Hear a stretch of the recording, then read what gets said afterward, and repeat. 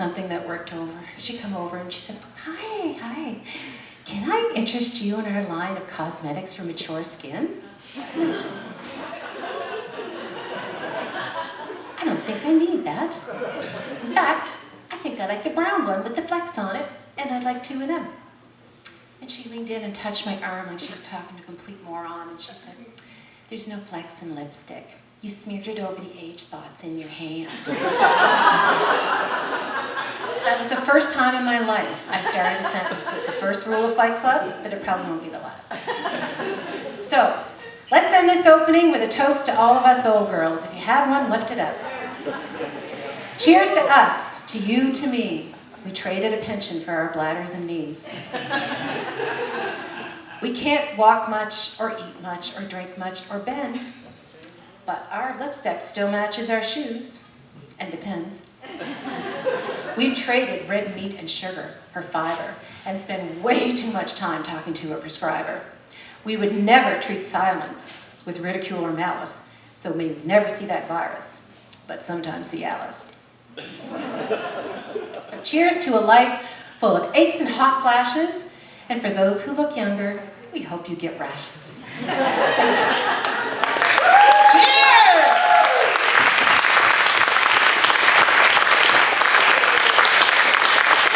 So Yvonne, put the mic stand. She's already too drunk, she can't put the mic down. No, I can't put the mic down. Okay. Gonna be ladylike here. You all suspected it anyway, come on. Let's hear it again for Colleen. Fabulous, fabulous. So a little bit about myself. I am from Ontario. Don't slash my tires. I did. I'm poor too, it's okay. I didn't come and buy up houses and stuff like that, I rent. I'm broke and have no job except for this. It's okay, I'm not out to get anything but your man. That's it. I am a mom. No crickets, right? No one's excited about that. Me neither. Me neither, it sucks. No, I have two beautiful, beautiful children, and one ugly one.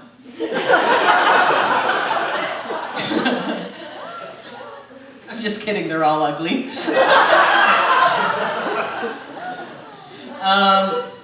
Next up, we have a fabulous person. Everybody here is fabulous. I just love everybody here. They're so great. We have the lovely Joan. Joan, if you don't know Joan, she'll be, an image of Joan will be burned in your brain for all eternity. She is amazing. She is a force to be reckoned with. She's an artist. She's a comedian. She's a former pimp. She is everything rolled into one. Let's give Joan a big round of applause and bring her out onto the stage, please. Joan!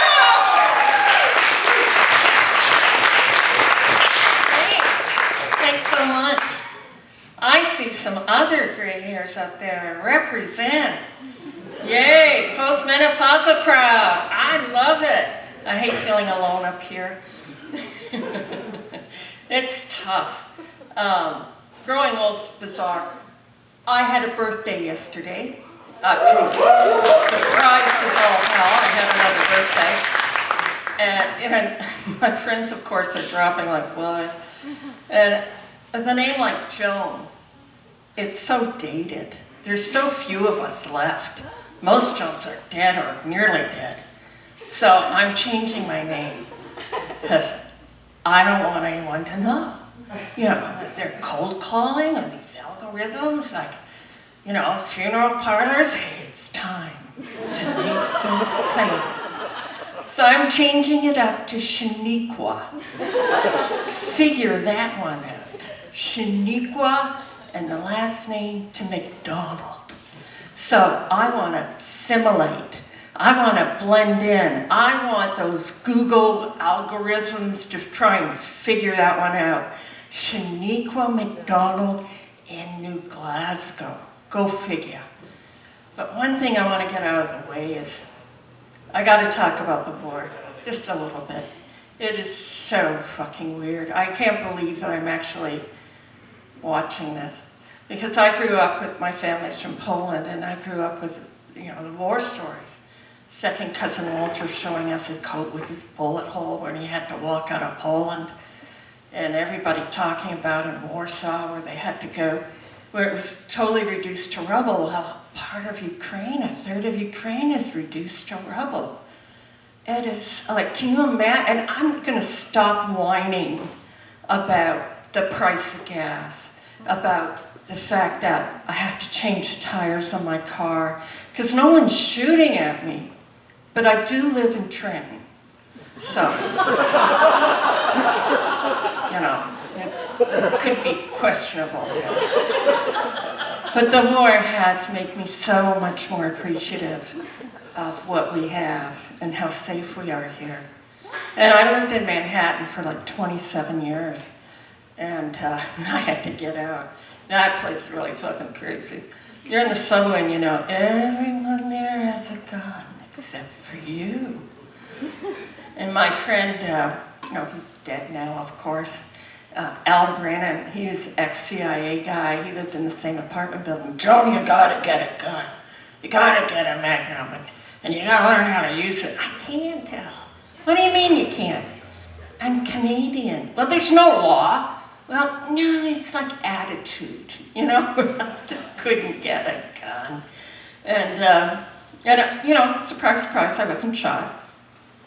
And I ended up moving into Jersey City. Well, okay, first of all, I grew up in Windsor, Ontario, which is outside of Detroit.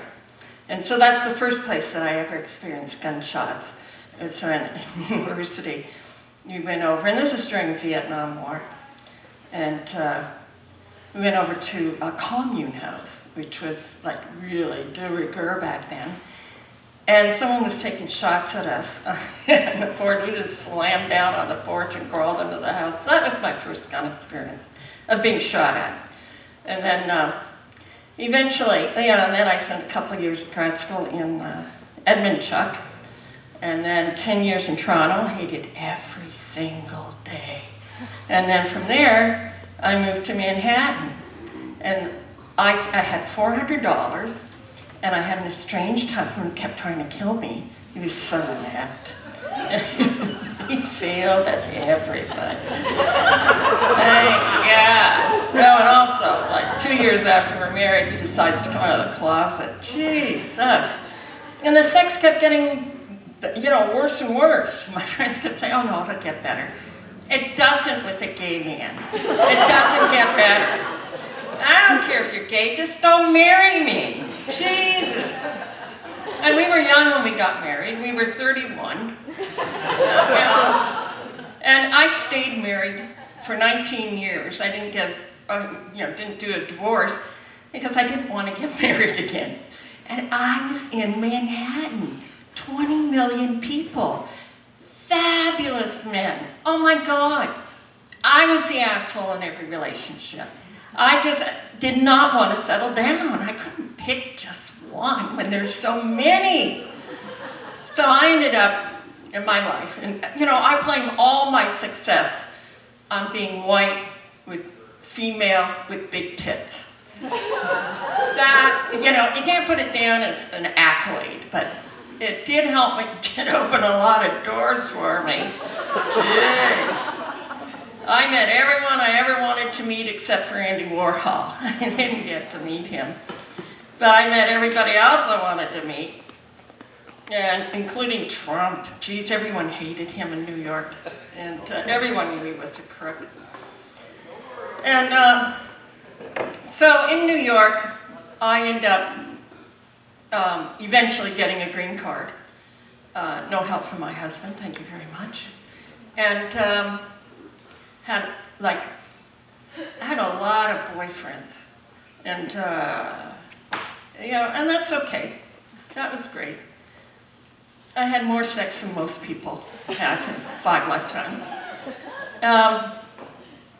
So I got experienced. And I couldn't get a job because I didn't have a green card, no working visa. So a friend of mine, so I started working on commission at the Paris Review selling the Fine Art Limited Edition prints, because that's my background, it's all fine arts.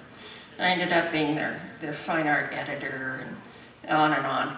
Anyway, working there was really a trip because that's where I met everybody. It was like this bastion of white culture. And I fit right in, except I couldn't say, no one thought I wasn't from New York, unless I said a word like boat, or, what's another word? About. Oh my God, I couldn't use those words. And everybody automatically, oh, you're Canadian. So I avoided those words, it was interesting. But there, I met this guy, Jeff Eugenides.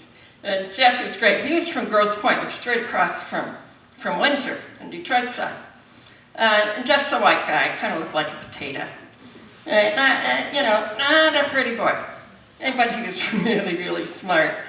And he was working for the American National Poetry Society. And they had one party. Bill Wadsworth, who was the head of it, said to him, "We had to fire. We had to fire you. You wrote the Virgin Suicides on our letterhead." And the Virgin Suicides ended up being a movie. So I asked Jeff, where the hell did you get up with this? 3 beautiful girls killing themselves.